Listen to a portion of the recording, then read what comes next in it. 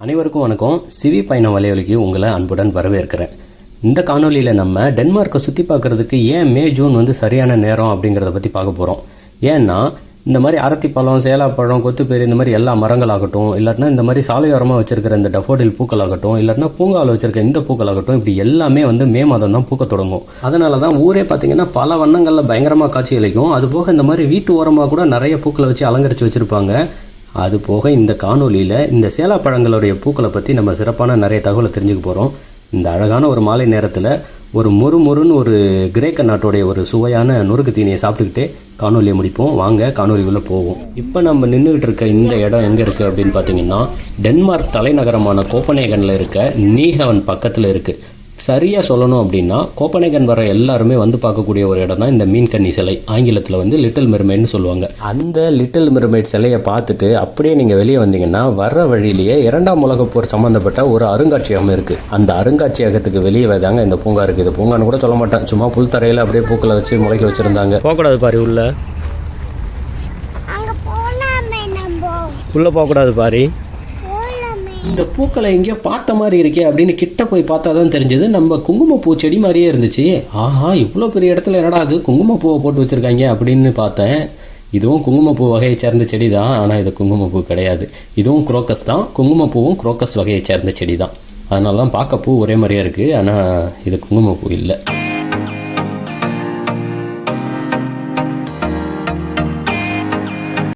சரி, பூங்காவை தான் இந்த மாதிரி பண்ணி வச்சுருக்காங்க அப்படின்னு பார்த்தீங்கன்னா, பெரும்பான்மையான சாலைகளில் இந்த மாநகராட்சி என்ன பண்ணி வச்சுருப்பாங்க அப்படின்னா, சாலைகளுடைய நடுவுலையும் இல்லாட்டினா ஓரங்கள்லேயும் இந்த மாதிரி இந்த ஈஸ்டர் லில்லி அப்படின்னு சொல்லப்படுகிற இந்த டஃபோடில் மலர்களை அப்படியே முளைக்க வச்சுருக்காங்க. அதுவும் ஒரு கண்கொள்ளா காட்சியாக இருக்குது. நமக்கு சாலையில் வண்டி ஓட்டிகிட்டு போகும்போதே ஒரு இனிமையான ஒரு உணர்வை கொடுக்குது. நான் ஏதோ ஒரே ஒரு தெருவு மட்டும் தேடி பிடிச்சி காணொலி எடுத்து போடலைங்க. நீங்கள் டென்மார்க் வந்தீங்கன்னா தெரியும், அப்படி இல்லைன்னா டென்மார்க்கில் இருக்கவங்கள்ட்ட விசாரிச்சிங்கன்னா தெரியும். பெரும்பான்மையான ஒரு 70 விழுக்காடுன்னு சொல்லலாம். 70 விழுக்காடுடைய ஊரில் பார்த்தீங்கன்னா சாலையோட நடுவிலையோ இல்லை ஓரங்கள்லையோ இந்த மாதிரி இந்த ஈஸ்டர் காலங்களில் பூக்கக்கூடிய இந்த டஃபோடில் மலர்களை விதைச்சி வச்சுருப்பாங்க. வருஷம் அது முளைச்சி பூ பூக்கும். இந்த காலங்களில் சரியாக இந்த புற்களை மட்டும் வெட்டுறதுக்கு ஒரு ஏற்பாடு பண்ணியிருப்பாங்க. நகராட்சியிலேருந்து ஒரு ஆட்களை வச்சுருப்பாங்க. அதுக்கு அவங்க சரியான இடைவெளியில் வெட்டிட்டு போவாங்க. இதுக்கு ஒரு படி மேலே போய் எங்கள் நகராட்சியில் பார்த்திங்கன்னா, இந்த சாலைக்கு நடுவில் இருக்கும் பார்த்திங்களா இந்த வட்டங்கள், அந்த வட்டத்தில் என்ன பண்ணியிருக்காங்கன்னா வெவ்வேறு வண்ண மலர்கள், துலிப் மலர்கள், அதுக்கப்புறம் இந்த டஃபோடில், இன்னும் சில மலர்களை கொண்டு வச்சு வளர்த்து பயங்கர அழகாக வச்சுருக்காங்க. இப்படி ஒவ்வொரு நகராட்சி தலைவர்களும் போட்டி போட்டுக்கிட்டு யார் தன்னுடைய நகராட்சி அழகாக வச்சுக்கிறதுன்னு வேலை செஞ்சுக்கிட்டு இருக்காங்க. ஆனால் நம்ம ஊரில் சொல்லவே தேவையில்லை. வாங்க வேறு பக்கம் போவோம். நகராட்சிகள் தான் இந்த மாதிரி இருக்குது அப்படின்னு பார்த்தாக்க, நகராட்சிக்கு சரிக்கு சமமாக போட்டி போட்டுக்கிட்டு இந்த தனி வீடு வச்சுருக்க நபர்களும் என்ன பண்ணி வச்சுருப்பாங்க அப்படின்னு பார்த்தீங்கன்னா, அவங்க வீட்டை சுற்றி இந்த மாதிரி நல்ல வண்ண பூக்களை நட்டு வச்சு பராமரித்து அதை அழகாக வளர்த்தெடுத்து வச்சுருக்காங்க. ஒவ்வொரு ஆண்டும் இந்த வேலையை செஞ்சுக்கிட்டு இருக்காங்க. சில இடங்கள்லாம் பார்த்திங்கன்னா இந்த பூவெல்லாம் நீங்கள் ஒரு முறை வச்சு விட்டால் போதும், குளிர்காலத்தில் வாடிட்டு உள்ளே போயிடும். திரும்ப இந்த மாதிரி இளவேனில் வந்தவுடனே வெளியே இலைகள் பூக்கள் பூக்க ஆரம்பிச்சிடும். வெயில் காலத்தில் நல்லாவே பூத்து பயங்கர அழகாக இருக்கும். அப்பா நிப்பாட்டு, நீ ஓம்பாட்டுக்கு என்ன அப்படியே தனி வீடு வச்சுருக்கவங்கலாம் பயங்கரமாக வச்சுருப்பாங்கன்ற, அப்போ அடுக்குமாடி குடியிருப்புலாம் என்ன சொம்பையா அப்படின்ற அளவுக்கு இங்கே பார்த்திங்கன்னா ஒவ்வொரு அடுக்குமாடி குடியிருப்புக்கு இடையிலையும் அந்த மாதிரி புற்களை வளர்த்து அதை சமமாக வெட்டி அந்த கரைகளில் பார்த்திங்கன்னா அந்த மாதிரி வண்ண பூக்கள் வர மாதிரி மரங்களையோ செடிகளையோ வச்சு பராமரித்து பாதுகாத்து வச்சுருப்பாங்க. இந்த பூ பார்த்திங்கன்னா இதுவும் ஒரு வகையான சேலாப்பூ தான், சேலாப்பழத்துடைய பூ தான். ஆனால் இந்த பூக்கள் பார்த்திங்கன்னா நம்ம போன வாரம் பார்த்த மாதிரி இல்லை, பயங்கர பெருசாக இருக்குது. இதுதான் நம்ம வீட்டுக்கு வெளியே இருக்கிற அந்த சேலா மரம். அதுலேயுமே பயங்கரமாக பூக்கள் பூத்து குலுங்குது. இன்னும் ஒரு 10 நாளைக்கு பயங்கரமாக இருக்கும் பார்க்குறதுக்கு. சின்ன செடியிலேருந்து பெரிய மரம் வரைக்கும் எல்லாத்துலேயுமே இந்த காலத்தில் இளவேனில் பூக்கள் தான் முதல்ல வருது, அதுக்கப்புறம் தான் இலைகளே வருது. ஆச்சரியமாக இருக்குது. இல்லை ஒரு வேளை நான் இத்தனை வருஷமாக இதெல்லாம் கவனிக்காமல் விட்டேனான்னு தெரில. பாருங்க, இந்த மரம் முழுக்க அப்படியே பூவாக தான் இருக்குது. இந்த மரத்தில் பச்சை வண்ணத்தில் பூக்கள் அப்படியே பார்க்குறதுக்கே செம்மையாக இருக்குது. இலையா பூவான்னு வித்தியாசம் தெரியாத அளவுக்கு இந்த பூவோட நிறம் இருக்குது பாருங்கள்.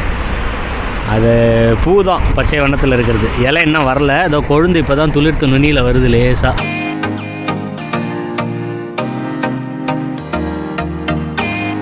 அப்படியே கருப்பு வெள்ளை படத்துலேருந்து ஊரையே வண்ணப்படத்துக்கு மாற்றினா எப்படி இருக்குமோ அப்படி இருக்குது. இங்கே இந்த புற்களுக்கு நடுவில் களைச்செடியாக தானாக முளைச்சிருக்கிற இந்த பூக்கள் கூட எவ்வளோ அழகாக இருக்குது பாருங்கள். ஏதோ இவங்களா திட்டமிட்டே வளர்த்த மாதிரி இருக்குது. ஆனால் இது அப்படியே தானாக முளைச்சிருக்கு. அதுவும் சரியாக இந்த இளவேனில் வந்தவுடனே இதுங்கெல்லாம் வெளியே வந்து பூக்க ஆரம்பிச்சிடும்.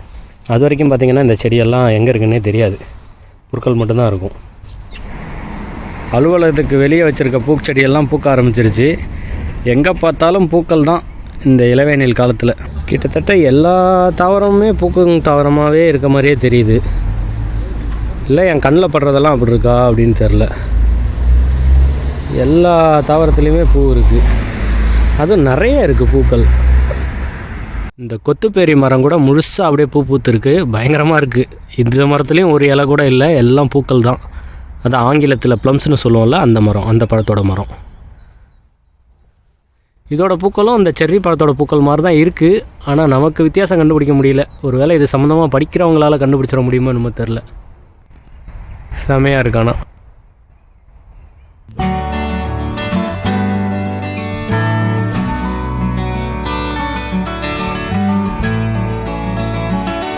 நான் தினைக்கும் நடைப்பயிற்சி போகிறேன். இந்த பூங்காவை பார்த்த உடனே பயங்கர ஆச்சரியமாக போயிடுச்சு. ஏன்னா இத்தனை நாள் நான் இதை இங்கே எதுவும் செடி கிடி எதையுமே பார்த்ததில்ல. அங்கங்கே புதைச்சி வச்சுருந்துருப்பாங்க போல், கன்னி வெடி மாதிரி. இளவேனில் வந்தோடனே எல்லாம் வெளியே வந்து பூத்து பயங்கர அழகாக இருக்குது. டென்மார்க்கில் இளவேனில் வந்துருச்சா இல்லையான்னு நீங்கள் வந்து நாள்காட்டியெல்லாம் பார்க்க தேவையில்லை. இந்த மரத்தில் எப்போ உங்களுக்கு பூ வருதோ அப்போ வந்து உங்களுக்கு இளவேனில் வந்துருச்சுன்னு நீங்கள் தெரிஞ்சுக்கலாம். அதாவது இது வந்து பார்த்திங்கன்னா இது ஒரு வகையான செர்ரி மரம் தான். செர்ரி வகையிலேயே பார்த்திங்கன்னா இது வந்து பூக்கும் ஆனால் காய்க்காது. இந்த மாதிரி ஒரு 300 வகையான மரங்கள் இருக்குது செர்ரியிலே அப்படின்னு சொல்லி ஜப்பானில் சொல்கிறாங்க. ஏன் ஜப்பான் அப்படின்னு பார்த்தீங்கன்னா, பெரும்பாலும் எல்லோரும் வந்து இந்த மரம், இந்த செர்ரி மரத்தோடைய தோற்றம் வந்து ஜப்பானில் இருந்து தான் மற்ற உலக நாடுகளுக்கு பரவச்சின்னு பரவலாக நம்பப்படுது. ஆனால் சில அறிஞர்கள் என்ன சொல்கிறாங்க அப்படின்னா, இது வந்து இமயமலை பகுதியிலேருந்து தான் ஜப்பானுக்கே போயிருக்கணும் அப்படின்னு சொல்லி சிலர் சொல்கிறாங்க. என்ன தான் இவ்வளோ பூக்கள் இருந்தாலும் இந்த சேலாப்பழ மரம் வந்து பழுக்காது. அதாங்க இந்த செர்ரியை தான் தமிழில் சேலாப்பழம்னு சொல்கிறாங்க. இந்த பூவெல்லாம் அப்போ என்னத்துக்கு அப்படின்னு பார்த்தா, பார்க்க அழகாக இருக்குல்ல, அதுக்கு தான். ஜப்பானில் வந்து இதை வந்து ஒரு விழாவாகவே பண்ணுறாங்க. அந்த இளவேனில் காலத்தை வரவேற்று இந்த பூக்கிற காலத்தை வந்து கொண்டாட்டமாக பயங்கரமாக கொண்டாடுறாங்க. அது ஜப்பானில் மட்டும் அவங்க பண்ணலை. இப்போ பெரிய பெரிய வேறு நாடுகளுக்கெல்லாம் இவங்க அன்பளிப்பாக கொடுக்கணுன்னா கூட இந்த மரத்தை வந்து அன்பளிப்பாக கொடுக்குறாங்க. உதாரணத்துக்கு வந்து அமெரிக்காவுக்கு 1912 ஒரு 3000 மரமோ என்னவோ கொடுத்துருக்காங்க. நெதர்லாண்ட்ஸில் இந்த மாதிரி பார்த்திங்கன்னா ஒரு 400 மரம் கொடுத்துருக்காங்க. அந்த 400 மரத்துக்கும் ஒவ்வொரு மரத்துக்கும் பேர் வேறு வச்சுருக்காங்க. அந்தளவுக்கு இதை ரொம்ப இதுவாக பார்க்குறாங்கன்னா பார்த்துக்கோங்களேன்.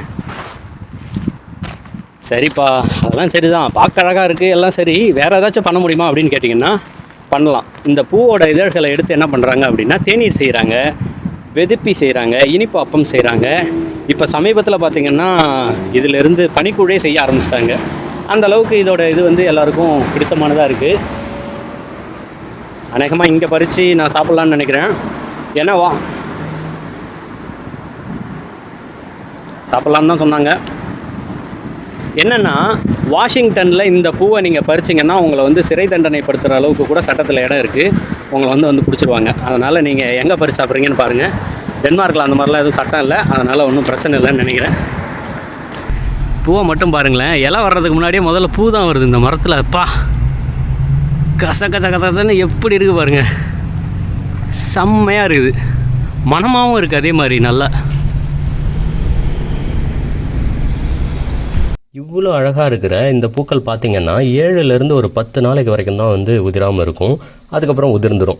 அதே மாதிரி இதை வந்து முன்கூட்டியாகவும் கணிக்க முடியாது. ஒவ்வொரு ஆண்டும் எவ்வளோ வெயில் அடிக்குது, வெளிச்சம் இருக்குது, குளிர் எப்படி இருக்குது, அதை பொறுத்து தான் வந்து இந்த துளிர் உடஞ்சி அப்படி மொட்டா வந்து பூவாக பூக்கிறத வந்து சொல்ல முடியும். அதே மாதிரி சராசரியாக ஒரு 40 ஆண்டு வாழ்கிற இந்த மரம் பார்த்திங்கன்னா, ஜப்பானில் ஒரு மரம் மட்டும் 2000 ஆண்டாக இருக்குதுன்னு சொல்லி அதை ஒரு பயங்கரமான ஒரு இதுவாக வச்சு பார்த்துக்கிட்டு இருக்காங்க, பாதுகாத்துக்கிட்டு வராங்க. ஜப்பானுக்கு போகிறவங்க தவறாமல் இந்த மரத்தை போய் பார்த்துட்டு வாங்க.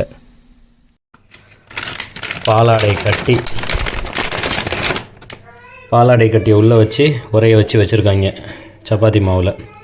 அதை அப்படியே எடுத்து வச்சு சுட்டு சாப்பிட்ற வேண்டியதான். ஒரு அரை மணி நேரம் ஆகும்.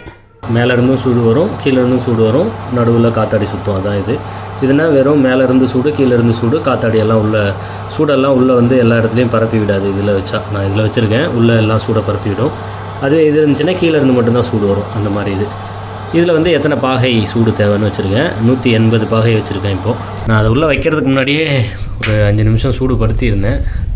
பார்ப்போம் எவ்வளோ நேரம் ஆகுதுன்னு. அரை மணி நேரத்தில் ஆகும்னு போட்டிருக்கு. எண்ணெய் கொஞ்சம் ஊற்றினேன் இதை ஒட்டிக்கக்கூடாதுன்னு.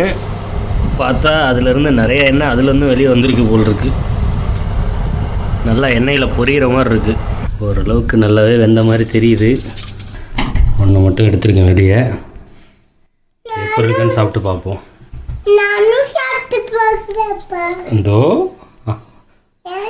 ஊதி ஆற வச்சு தரேன், சரியா? தயாராகிடுச்சு.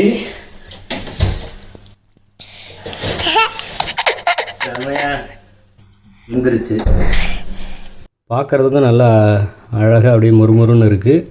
உள்ளேயும் நல்லா வெந்திருந்துச்சு. இது உருளைக்கிழங்குக்குள்ளே ஏதோ கீரையும் கொஞ்சம் தயிரையும் வச்சுருந்துருக்காங்க. மேலே இருக்க மாவு தான் நிறைய இருக்குது. உள்ளே வந்து கொஞ்சம் தான் வச்சுருக்காங்க. அந்த வெள்ளை வெள்ளையாக இருக்குது பாருங்கள். அது வந்து லேசாக பாலாடை கட்டி வெண்ணெயாகிறதுக்கு கொஞ்சம் முன்னாடி அது வந்து உள்ளே வச்சுருக்காங்க. சில சமயம் அதில் கறியும் வச்சுருப்பாங்க. இதுவும் நல்லா வெந்திருக்குது. மேலே வெளியே உருளைக்கிழங்கு, உள்ள கீரை, பாலாடை கட்டி. இது கொஞ்சம் தக்காளி பழக்கூழ், அப்புறம் கொஞ்சம் தயிர் அதோடு வச்சு சாப்பிட்டா செம்மையாக இருக்கும். நல்லா பயங்கரமாக இருக்குது. ஆனால் இது ஒன்றேம்மா சொல்லுவா. பின்னாடி வா, பின்னாடி வந்து சாஞ்சு உட்கார, அப்போ தான் தெரியுவேன். நீ என்ன சாப்பிட்ற? சரி சாப்பிடு. எப்படி இருக்கு? செம்மையா இருக்கா? இங்க பாத்தியா இல்லையா? நம்ம வீட்டுக்கு வெளியே பார்த்தா சூரியன் மறையிறது. சூரியன் மறையுதுப்பா. இளவேனில் வந்தாலே ஒவ்வொரு மாலையும் எங்களுக்கு இப்படி தான். சூரியன் மறையும் போது பயங்கரமாக ஒரு வண்ணம் தோன்றும் பாருங்க. இளஞ்சிவப்பில் அருமையாக இருக்கும். சூரியன் மறையும் போது, காலையில் சூரியன் உதிக்கும் போதெல்லாம் இந்த வண்ணத்தில் தெரியும் வானம். அழகா இருக்கா?